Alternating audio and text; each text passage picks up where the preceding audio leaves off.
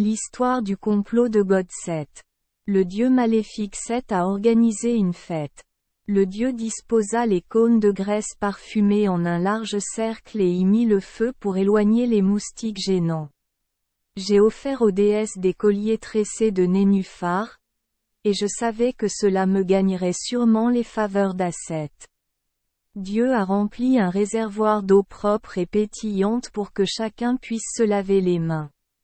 Alors le Dieu invita tout le monde à manger du pain et à boire généreusement de la bière. Lorsque tout le monde fut satisfait et rassasié, le Dieu retira un tissu pour révéler un magnifique coffre. Uzir passa sa main le long des lignes finement sculptées avec appréciation. « D'où as-tu cette boîte ?» Uzir s'allongea joyeusement dans la majestueuse boîte en bois de cèdre. On aurait dit que c'était le lit le plus moelleux. À quel point avait-il le cœur froid quand il est sorti?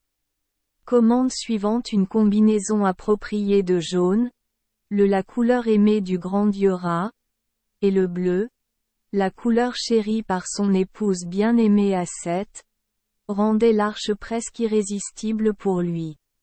Uzir était crédule. « C'est beau, n'est-ce pas ?» Seth se pencha vers Uzir et lui parla cordialement. « Je vais vous le dire.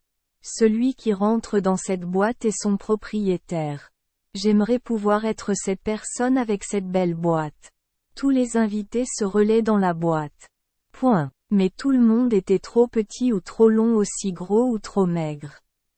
Au contraire, Uzir s'adaptait parfaitement. Bien sûr. Parce que Seth prenait les mesures de son frère pendant son sommeil pour fabriquer la malle en conséquence. Alors qu'Uzir était allongé dans le coffre, Seth et ses assistants se précipitèrent rapidement en avant, fermèrent le couvercle. Et je l'ai scellé. Seth a soulevé le coffre au-dessus de sa tête et a utilisé toutes ses forces pour le jeter dans le Nil en furie.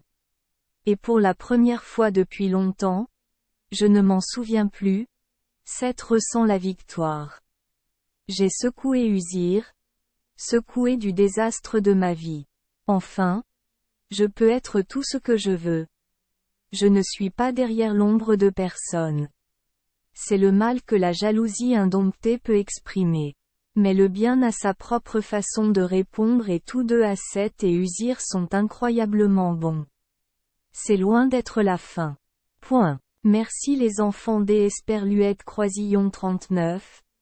Avoir écouté des contes de fées au jour Esperluette Croisillon 39. Oui. Espérons que les histoires apporteront aux enfants des moments heureux et significatifs.